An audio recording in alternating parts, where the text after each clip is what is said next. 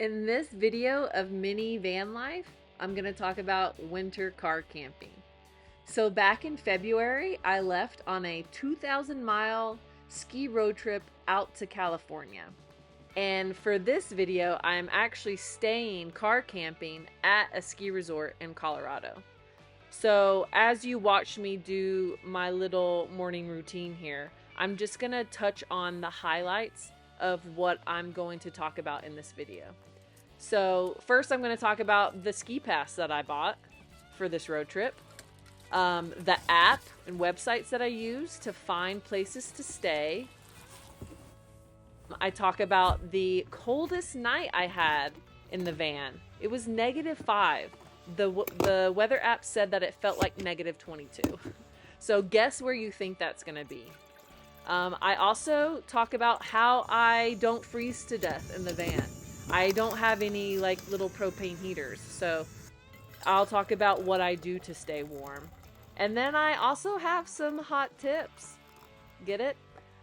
Some things that you might not normally think of to do while you're car camping in your van.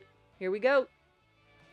So I am driving from Alabama to California.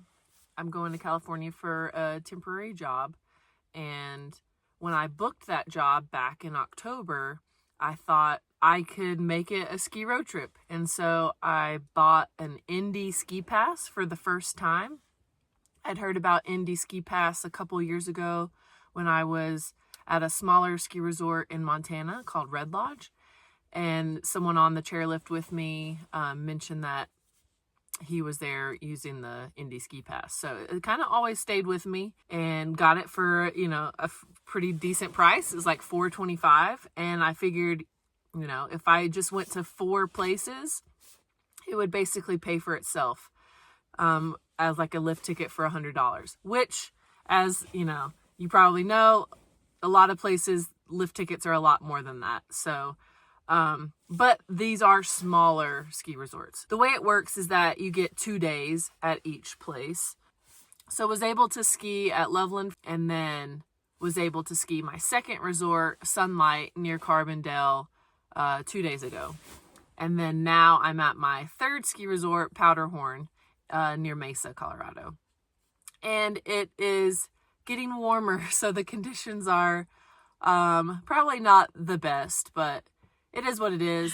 So for staying here, because this is the first ski resort I've stayed at, and I basically just check their website, just do a Google search to see if they allow overnight parking.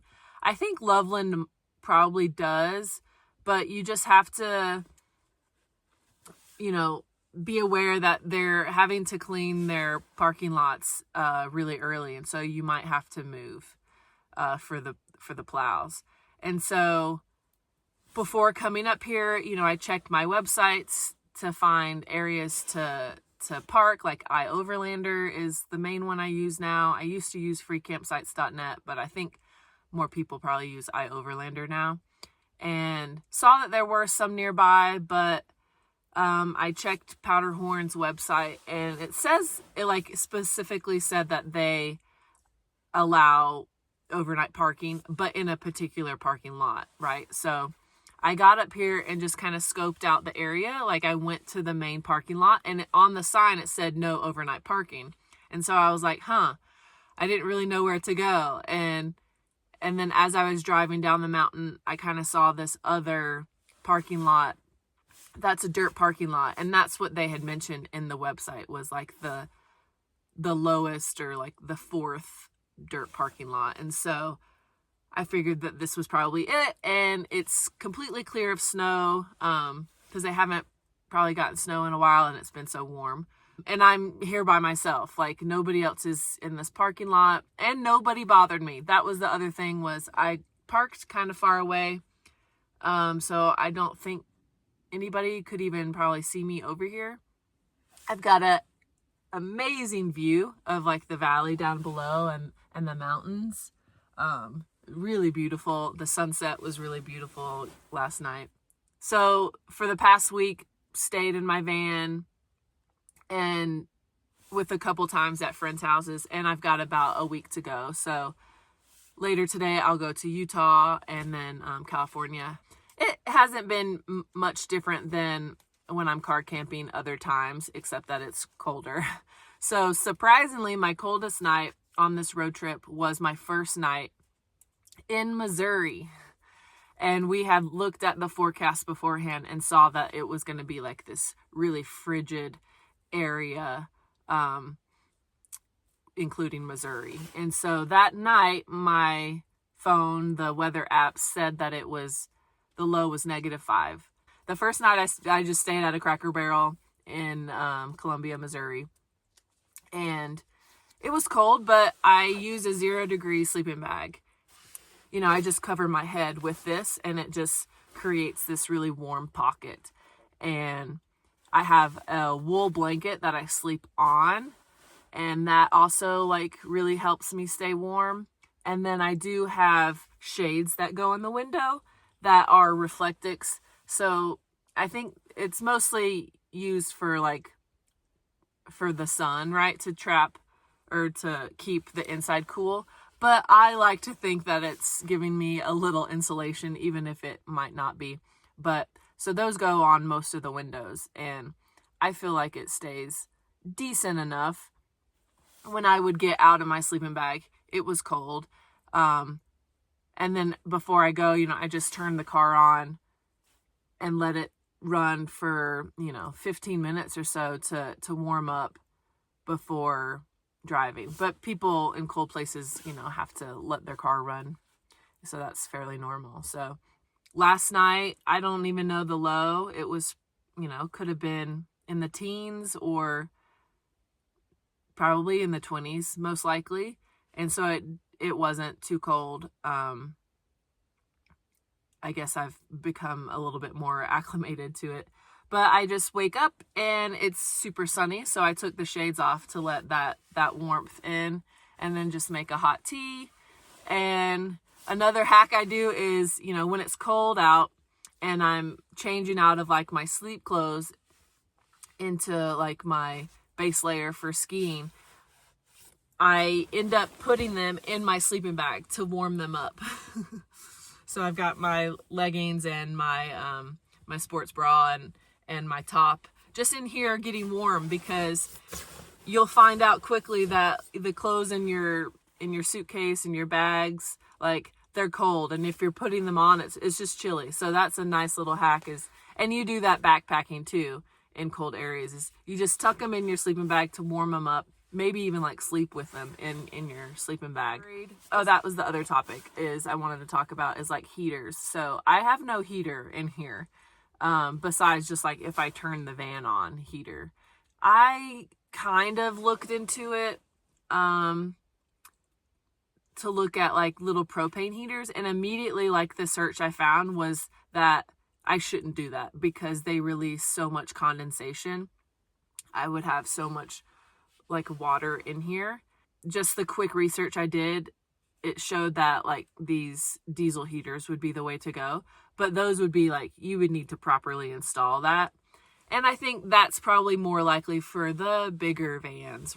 I was like, that's just not practical for me.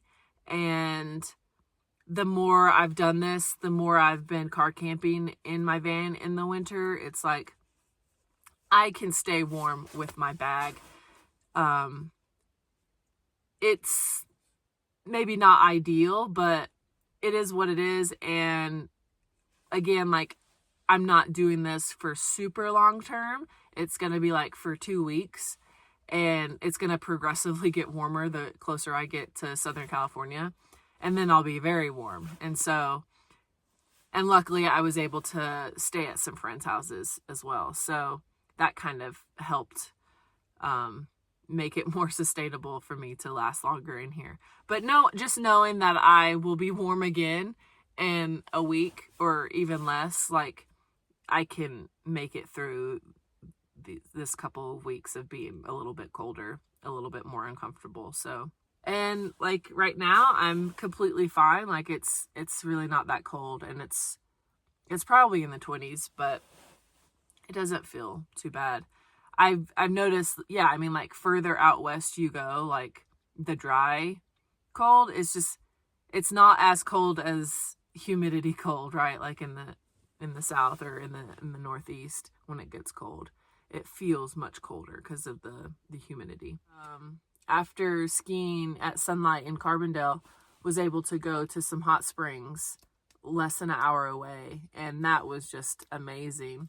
That whole area, you know, like Glenwood Springs along the Colorado River, they have a lot of like built up hot springs. I didn't do that, but yesterday I did go to these vapor caves with my friends, and it was amazing. Just this natural, like, you go underground into this cave and it's just like naturally steamy, and it was intense. Finding a hot springs is like a game changer for sure.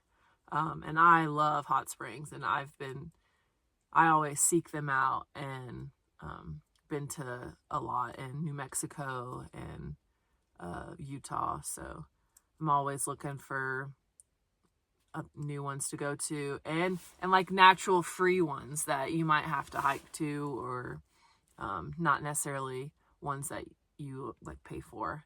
I don't really do that. So look for the hot springs near the ski resorts. So, all right, till later. Bye.